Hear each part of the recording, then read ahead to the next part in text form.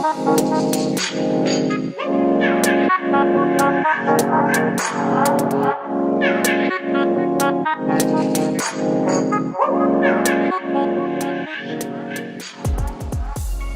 transformation altogether. So, would you like to go first? Sure. So this is like completely me just like going off of like my head. Nothing is planned, so bear with me. But this is like our 10th time recording this, so I think like I have it somewhat tied down. So relationship wise, I've transitioned a lot personally. So really like the topic is growth and as an individual, but really like whenever you grow as an individual, how does that reflect on your relationship? Mm-hmm. And so whenever you grow as an individual in a positive way, then the relationships around you are going to reflect that. However you feel inside, and whatever relationship you have within yourself, your self-love, your relationship with yourself, mm-hmm. is going to attract the people, that are in your life. Like attract it will attract the right people in your life. Mm-hmm. So if I am feeling down, I don't have self-love, I view myself in a negative way, I'm going to attract those people in my life. Or if I am filled with self-love and I am consistently working on myself, trying to become the best version of myself every day. Mm-hmm. I am going to become the best version of myself every day. I'm removing trying from my vocabulary. So therefore you're going to attract the right people in your life, including your partner who you are romantically involved with. So the old me, it was someone who, just was insecure. I would say pretty much insecure. I would say that was the biggest trait. I wasn't really filled with self-love. I wasn't even aware of it. I felt like that's something that I learned along the way growing up. And so, therefore started implementing it in my life. Certain methods and techniques and what I would like to become or what my self-love looks like probably within the last couple years, but really, really, really like getting strict with it, I would say within the last year. So how did those past behaviors, or how did that lack of awareness and self-love, how did it manifest itself in your relationships? A lack of self-love, how did it manifest? Well, it's kind of just like I said, it's just kind of like attracting, like how you feel, you're going to attract that. Mm-hmm. And without you even being aware of it, you're just kind of like, why did how did I get to where I'm at? Mm-hmm. And how did I get in this relationship with this person? Mm-hmm. And then for me personally, from my own experience, I became more aware as I got older through maturity and experiences, really and truly. And, recognizing what is not healthy for you, mm-hmm. recognizing that you allow what's currently going on in your reality. So, in the past, I was insecure. Oh God. I think it was like insecurity. Oh yeah. Right? Okay. So, sorry, got interrupted. So I don't recall exactly what I was saying last time, but it was among the lines of feeling insecure within myself and not having the self-love that I deserved. I wasn't giving that to myself. So therefore, at the time, I was attracting the wrong people, the wrong partners, and my behavior was not appropriate. There was moments where I was, I guess, quote unquote, crazy. I would, I've done it all. I've done it all. But this was years ago. I'm talking about years ago. This is not the same Francesca. So but you're not hiding in bushes anymore. Yeah, I'm not hiding in my car anymore, stalking someone. I am not bashing windows. That's as far as I'll go, but I did, have that, I was having that behavior in my life before. And then you realize what is really worth my energy and what do I want to give, myself. And I went from transitioning to acting crazy and insecure to now currently feeling more self-love and not having that type of behavior. Sometimes I do catch myself, not bashing windows or anything, but I do catch myself like, maybe asking too many questions that wouldn't serve a good purpose. Right. It's like slipping back into that mindset. It's so easy to do. It is. It's so easy, especially, with how everything is now. But at the end of the day, you have to still tell yourself okay, what is meant to be for you will be for you. Fall back, reevaluate yourself, see what doesn't feel good, what feels good, and go with what your intuition is telling you. I have changed. I went from crazy to not so crazy. I'm still crazy, but not as crazy.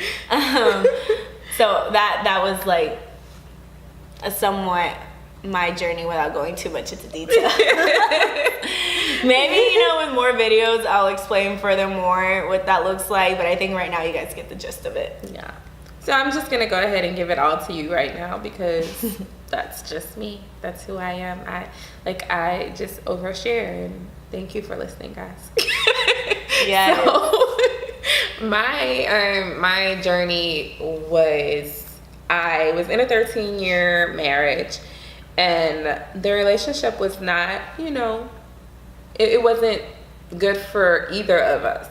So I don't think we brought out the best in one another, but we had kids and we wanted to provide a certain lifestyle for our children, and so we stayed in that relationship even though it wasn't best for us. And so I have done it all as well,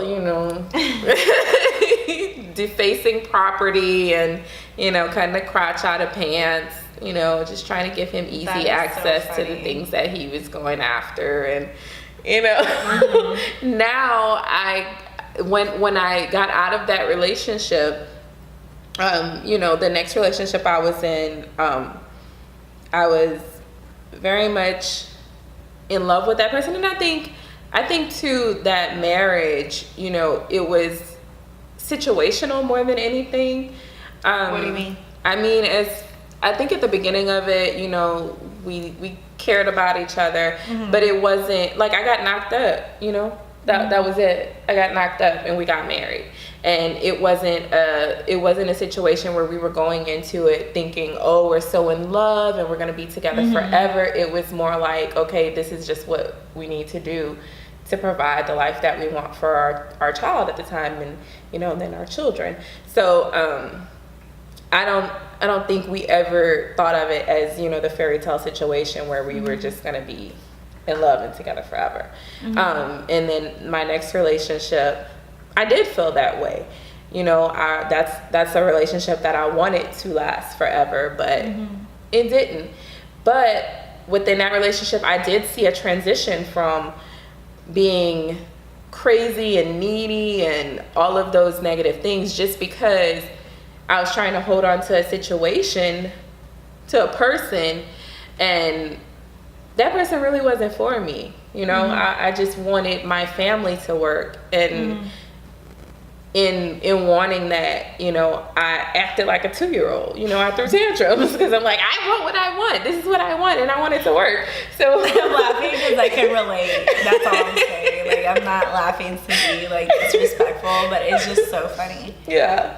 So that next relationship, I didn't take all of those traits with me because, I was able to recognize that, when I got out of that, it felt like a weight was lifted off of me because I had put this expectation on myself that, marriage is forever and you just got to do what you got to do and work it out because that's what you do. And when that weight was lifted off and I began to come back into myself and find myself and remember who I was before I started that journey down the wrong path, it made me act differently in my new relationship. But I hadn't erased all of those. 13 years is a long time to develop bad habits, and that's what I had done. Woo. So, so I carried some of those bad habits into the next relationship with me, and I didn't give myself time to detox from that relationship and to truly come into my own. And like you said, you know, you have to have self-love first, and I don't think I was there yet. I was still trying to find that medium with loving myself, or even just remembering myself. You know, you can't really love yourself if you don't even know who you are. And so in the process of that relationship, you know, I still exhibited, like I said, those behaviors, but I slowly started to find myself. Now my current relationship is funny because, like I was telling you, God gives you what you ask for. And I said, God, you know what? I want someone who is just like me, because I am committed and loving and this and that and the other. And if I could just find somebody who's like me, then I will be happy. And God gave me exactly what I asked for. And then I was like, okay, God. He's going to watch this. Yeah. Let's watch what we say. Yes. And then I was like, okay, God, I got you. I'm not all that I thought I was cracked up to be. He humbled you, child. He did. And, you know, but the good thing about that, and I think my boyfriend will say the same thing, is that we're so much alike that we get to see, because we're alike and we're aware. I don't think it would work if we were like completely clueless and alike. But because we're both aware and we both take ownership of our own stuff, we see things in each other and we're like, oh, that's how that feels, or that's what I do. And if we don't like it, if we don't like the way it feels, we stop it. You know what I'm saying? It's not like, and we communicate a lot. And that's something I was missing from both my previous relationships. Sorry, let me ask you a question. So do you, is that like a process, or is that something that you guys have both, like, okay, if there's something that you guys do to one another that you do not like, does it stop immediately, or is that a process like of getting each other to stop doing what you don't like? It's definitely a process, because number one, like, I say that we recognize things within ourselves, but like in that moment, who wants to be told that, or, you know, nobody wants to admit in that moment that they're wrong. So we're like, no, you're wrong. You know what I'm saying? But it eventually changes. Yeah. Okay. We take time, and, you know, outside of that moment, because people are people, and when you're in those moments, you're going to feel certain emotions that are going to move you a certain way. And so when we step away from that situation and we've had time to reflect, then yes, we can come back and be like, you know what, I see what you were saying on this point, I agree with you on this, or I disagree with you on this. And that's something that he and I had to discuss also, because his interpretation of things sometimes is different from mine, and that's within any relationship. But he, at the beginning, was like, you can't disagree with me and understand me. And I'm like, I absolutely can. You can understand what someone is saying, how they feel, what they're going through, and completely disagree with whether or not that's true or the circumstances behind it, and it can be respectful. And so that's something that both of us had to work on together. We had to, you know, recognize that we're not going to agree on everything, we're not going to solve every problem, but we have to look at our situation and be like, okay, is this something that's a deal breaker, or is this something that I'm willing to deal with? And, you know, can I grow with this person in spite of these things, because there's no perfect people out there. You know, so you're going to have to compromise on some things, but is it worth it in the end? Is it something that you personally can live with in the end? And I think that from from being able to be in a relationship with myself, I've grown a lot, because it's taught me a lot of things. And I think, again, communication is number one, because in my marriage, we didn't communicate about anything. And then in my relationship prior to that, we communicated about the fun stuff, but we didn't communicate about things that mattered, or things that will lead us down the road into a life together. And yeah, so that made me not be as crazy anymore. Yeah. You know, I totally understand what you're saying. I definitely can understand everything. Just like I said, through past experiences and stuff like that. But you know, it's all about evolution, evolving, right, and you know, learning from our mistakes, and just like you said, being aware. As long as you're aware and you're willing to work on it, and knowing what you will tolerate and will not tolerate, like you said, that's a big one. Yeah, that is a big one. It's huge, because if there's something that's out there, like there's things that he does, of course, that bother me, and like they're gonna continue to bother me, just like I'm sure there's things about me that continue to bother him. But at the end of it, is it something that's gonna completely drive me insane and I'm like, I can't take it anymore? Or is it something that, you know, I'm just gonna have to deal with? Because there's people, like my children don't always do exactly what I want them to do. You know, there's people that I love, my family members, they, you know, we have to respect each other's differences and accept people for who they are. Not necessarily saying that when you accept someone for who they are, you have to have them in your life. But if that's something that you're accepting and you want them in your life, then you have to realize that you can't change them. That's who they are, and they're not going to change. Do I want to continue to have this person in my life, knowing that these qualities are going to remain? Yeah. Preach, sis. No, that was a lot. It was a lot. That was a lot going on in my B. Simone voice. It was. But no, that's good. I think that's very good. Like pretty much the message is like, you know, growth, being aware, realizing what you will tolerate, what you not tolerate, setting healthy boundaries. Communication is imperative. Right. And you know, always, and I think I literally will say this in like every video that we do, but it's just all comes down to self-love. Right. And I preach about it because literally that is what I remind myself on a daily basis, like daily. This is not something that I have packed down. I think it's definitely something that it's a commitment. It's something that you have to be aware to work on every single day of what, you know, is best for you. Right. Because growth is an ongoing thing. You're never done growing, ever. You constantly have to work on it, like you said, and you have to be aware. Adulting is not easy. It's very hard. It's so hard. I long for the days that I could be a kid and not have to worry about anything. I want it to be so grown. I can't wait till I get out of here. I want to go back. Yeah, definitely. But you know, I don't know. It's like I'm at a point in my life where I used to like even think that way, but then I stopped myself because I realized that I was so stuck in the past. And I'm like, I have to enjoy my present, and I have to make sure damn well I'm going to enjoy my future. Right. So, and the same thing with my parents. Like my parents were so stuck on the past. Like sometimes there's so like family habits that you don't even realize until like you're out of that environment. But it's just really enjoying the present in the future. You know, I love the wisdom that I have gained over the years. Like I don't know if I could go back to being a teenager and just being like like the world is about me, like roll out the red carpet. I have been so humbled ever since. Life will do that. Yeah. No, I've been so humble ever since. But that's a different topic for a different day. But you know, my message is self-love is the first love. Amen to that.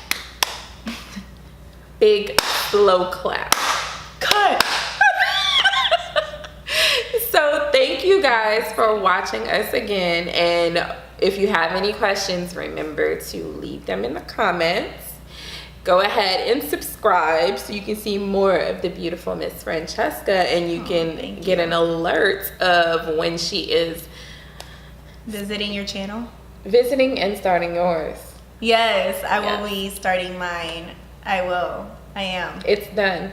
It is done. I did post my first content on my IG story, so I'm very proud of that. Yay. It wasn't exactly how I wanted it to be, so I didn't post it on my feed, but that's something now that I'm working on, now that I'm playing around with the camera and angles and stuff. So, you know what? I mean, tomorrow is gonna be the day. Right. It's a new day. It's a new start. So, Yes. yeah, we'll let you know. So comment, like, subscribe her channel, and then my IG is Francesca XOXO, so you can follow me and be up to date on my channel. Yay! Thank you for having me. Thank you for coming. Always enjoy. So we'll see you guys later. Have a great one.